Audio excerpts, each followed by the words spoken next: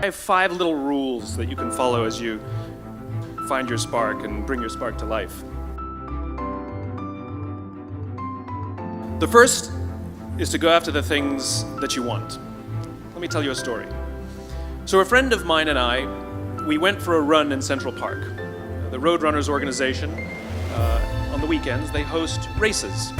And it's very common at the end of the race, they'll have a sponsor who will give away something, apples or bagels or something. And on this particular day, when we got to the end of the run, there were some free bagels. And they had picnic tables set up, and on one side was a group of volunteers.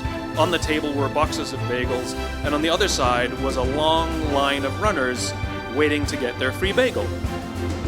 So I said to my friend, let's get a bagel. And he looked at me and said, the line's too long. And I said, free bagel. And he said, I don't want to wait in line.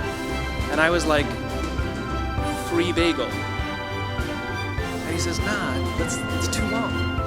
And that's when I realized that there's 2 ways to see the world. Some people see the thing that they want, and some people see the thing that prevents them from getting the thing that they want. I could only see the bagels. He could only see the line. And so I walked up to the line. I leaned in between 2 people, put my hand in the box, and pulled out 2 bagels. And no one got mad at me, because the rule is you can go after whatever you want. You just cannot deny anyone else to go after whatever they want. You don't have to do it the way everybody else has done it. You can do it your way.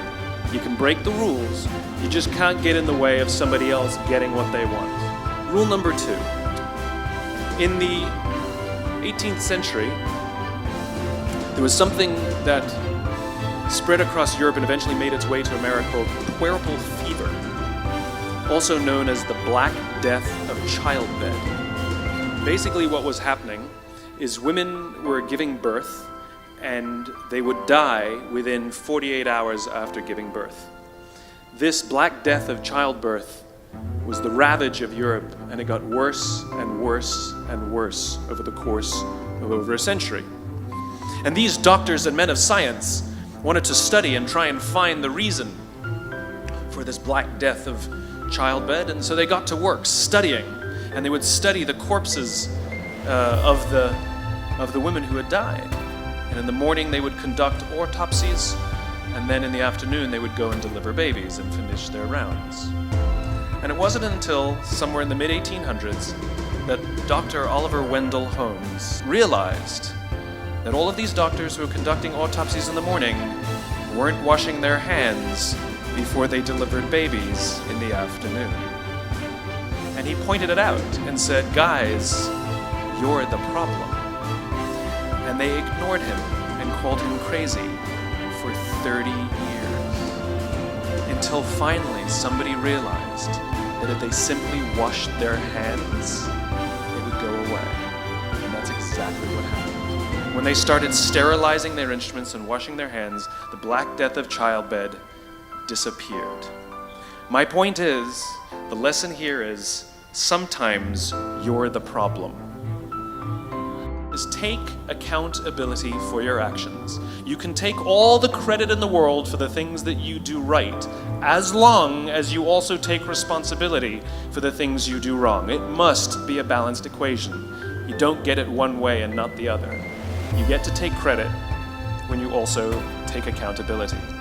Lesson 3, take care of each other.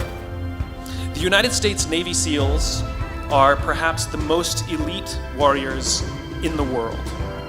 And one of the SEALs was asked, who makes it through the selection process? Who is able to become a SEAL? And his answer was, I can't tell you the kind of person that becomes a SEAL. I can't tell you the kind of person that makes it through BUD/S. But I can tell you the kind of people who don't become SEALs. He says the guys that show up with huge, bulging muscles covered in tattoos who want to prove to the world how tough they are, none of them make it through. He said the preening leaders who like to delegate all their responsibility and never do anything themselves, none of them make it through. He says some of the guys that make it through are skinny and scrawny. He said some of the guys that make it through, you will see them shivering out of fear.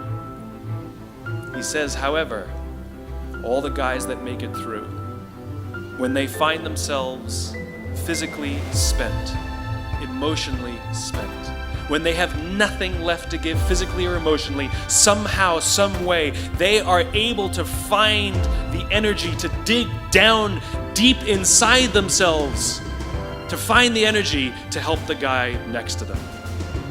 They become SEALs, he said. You want to be an elite warrior, it's not about how tough you are, it's not about how smart you are, it's not about how fast you are.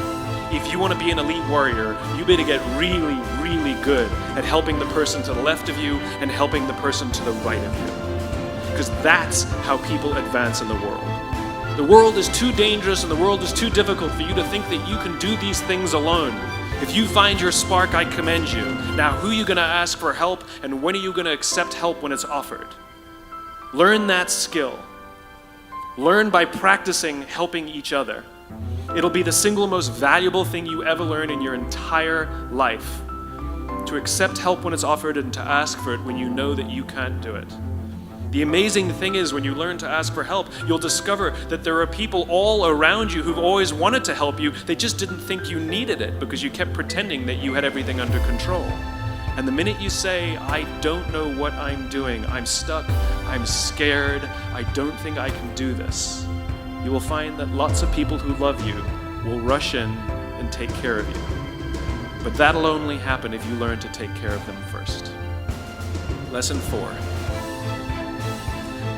Nelson Mandela is a particularly special case study in the leadership world because he is universally regarded as a great leader. He was actually the son of a tribal chief, and he was asked one day, how did you learn to be a great leader? And he responded that he would go with his father to tribal meetings, and he remembers two things when his father would meet with other elders.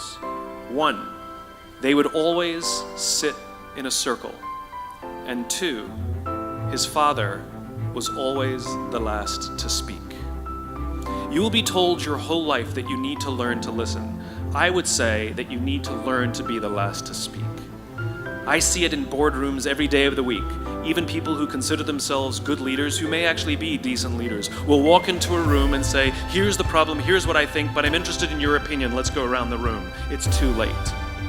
The skill to hold your opinions to yourself until everyone has spoken does two things. One, it gives everybody else the feeling that they have been heard.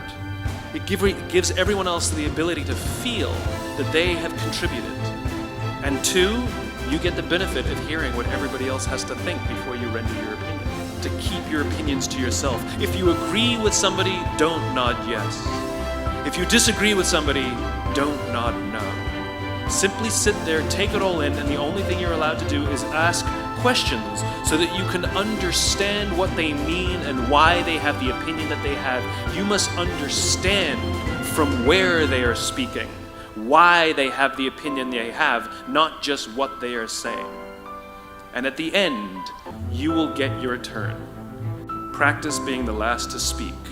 That's what Nelson Mandela did. Number 5, my favorite one of all. True story.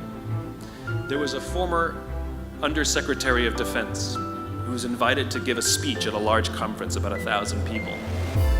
And he was standing on the stage with his cup of coffee in a styrofoam cup.